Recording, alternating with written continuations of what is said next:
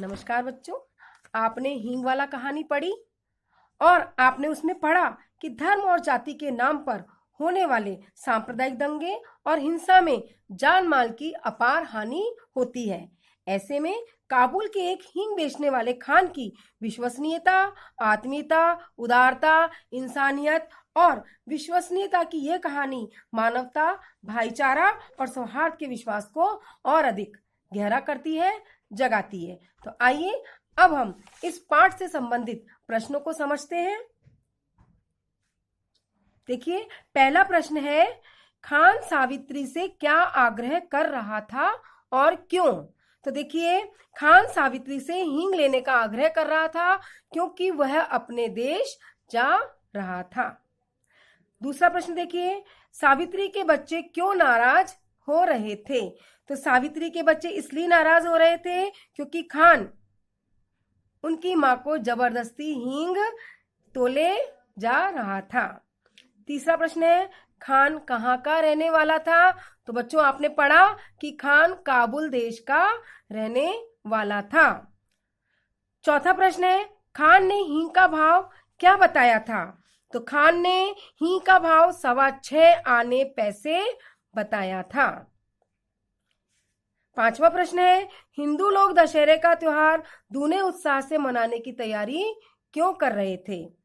तो हिंदू शहर में पहले हुए झगड़े के कारण होली सार्वजनिक रूप से नहीं जला पाए थे, इसीलिए अब वह दशहरा त्योहार को दूने उत्साह के साथ मनाना चाहते थे।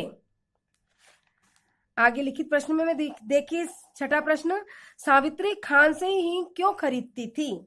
तो इसका उत्तर है, सावित्री खान से हींग इसलिए लेती थी क्योंकि उसकी हेरा हींग बहुत खुशबू वाली होती थी और खान सावित्री को अम्मा कहता था और सावित्री भी उसे अपने बेटे की तरह मानती थी। सातवां प्रश्न देखिए, सावित्री के बच्चों ने मां से कितने पैसे लेने की जिद की?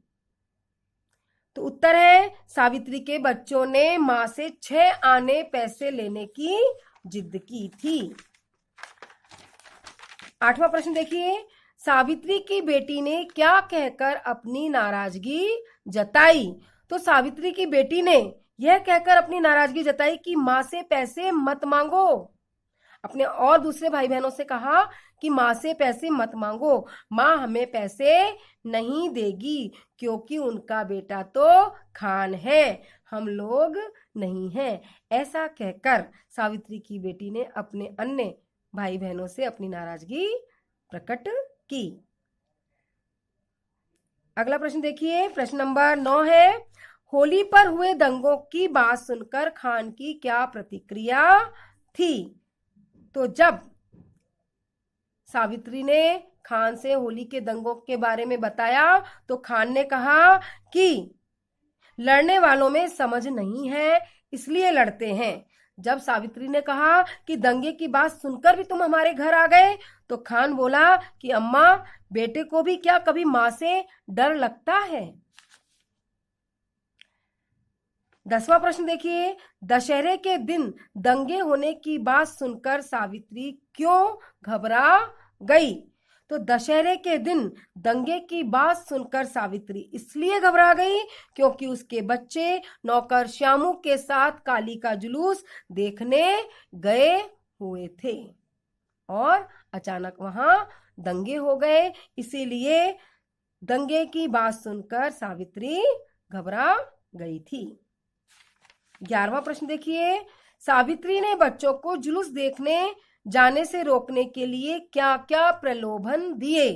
तो सावित्री ने बच्चों को जुलूस देखने जाने से रोकने के लिए बच्चों को कभी पैसों का, कभी खिलौनों का, कभी सिनेमा का और न जाने कितने प्रलोभन दिए, पर बच्चे नहीं माने।